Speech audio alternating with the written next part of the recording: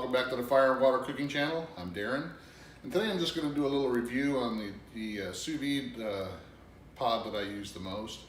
It's actually the first one I got. I got it for Christmas last year. I did a lot of research before I picked the one that I wanted my wife to buy for me. So, and I like this Gourmia GSV-140 is what it is.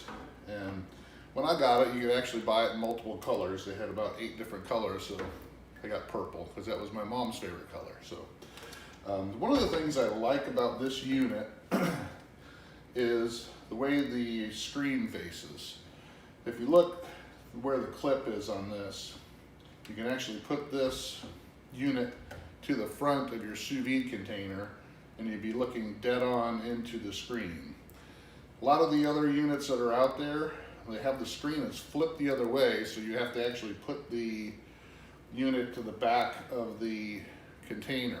So you're actually having to look over to it, or you have to put it on the side, or some other way to try to read it right. So that's one of the things I do like about this, but I also like it because it's very simple to use. It has 2 buttons, and one is the power button. You just press it and hold it. It comes on after a couple seconds. And then to set it, it's pretty easy. It's got one set button. It kind of scrolls through all the different settings, and then you adjust with either the wheel on the back here, or you just hit the power button. So it's very easy to use. The only thing that you have to get used to with a unit like this is these pressure buttons. They're very sensitive.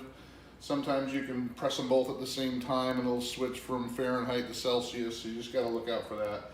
But once you figure that out, they're actually pretty easy to use. And that's one of the things I love about it. There's not a whole lot to it. There's no Wi-Fi or Bluetooth or anything else to go wrong with it. It's simply, set it and forget it. This unit's 1200 watts, which is about the top of the power that you can find with any of the units out there. I know the Innova's around 800 or 900 watts at the max. I think the Joule is 1100 watts, and then there's some that are 1000 watts. But 1200 watts is right at the top of the power scale that they go to.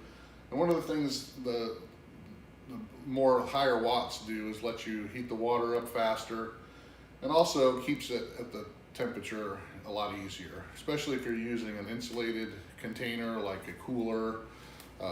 You can actually keep your temperature pretty dead on. Now this one does actually fluctuate back and forth a degree when I keep it in this cooler here, or this container here. And I think that's mostly due because the water is not in an insulated unit. It's it's a big amount of water and it can cool off pretty quick. But this does keep it good within that 1 degree mark pretty easily, and it gets there pretty quick.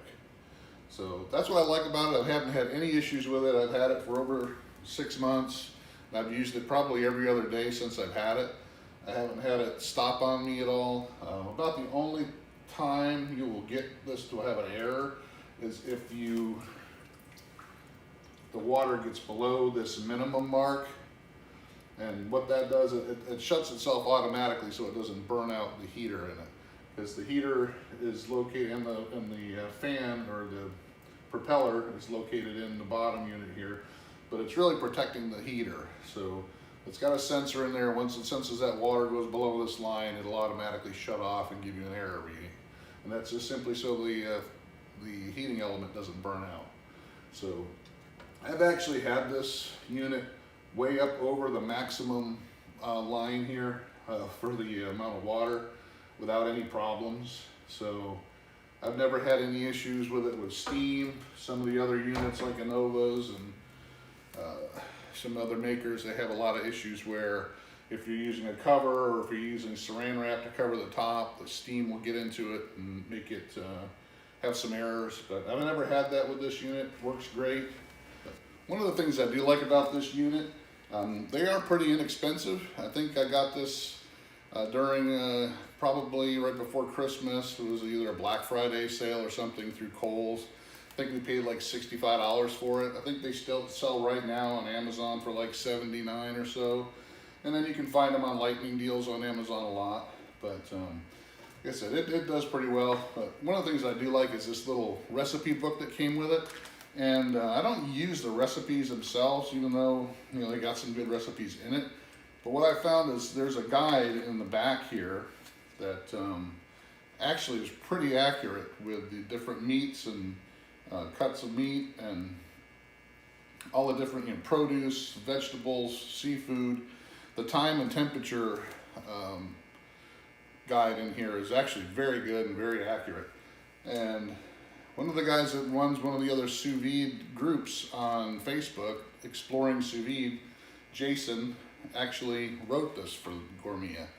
And he's got a pretty extensive website and Facebook group. So I would look that up, Exploring Sous Vide or Amazing Food Made Easy. That's Jason Langston, and he's the one who actually put this book together for Gourmia. And I've actually used this guide all the time. I keep it on my desk, handy, so that I know if I'm going to cook something, I'll look up the guide and see the time and temp that's in here. And then I'll compare it with others like Jewel or Leonova or some other sites and see where they fall. But I found that this little guide that he's got together in here actually is pretty good. So I fully recommend it. I've seen, you know, just like with any electronic piece of equipment, you're going to find people that have had issues with them. I just haven't. I haven't heard of many. You'll hear a lot, you know, like I said, with the Lenovas, the Jewels, just because there's more of them out there. But like I said, I've had really good luck with this unit. I've worked it to death. I've used it a lot in 6 or 7 months that I've had it, and I have never had an issue with it. So just keep that in mind. Look at it. Take a look at it online. Do some other, look at other reviews. Look at other, you know, other reviews on Amazon or other websites. But I highly recommend it. And I'll be doing some more of these reviews with some other products that I have and that I use down the road. So thanks again for joining me, and let me know if you got any questions. Go ahead and subscribe. Make sure you make any comments down below. If you got any questions, I'll try to answer them. Join us on our Facebook group, Fire and Water Cooking, and our Facebook page, Fire and Water Cooking Channel. And make sure you subscribe and hit the bell for notifications.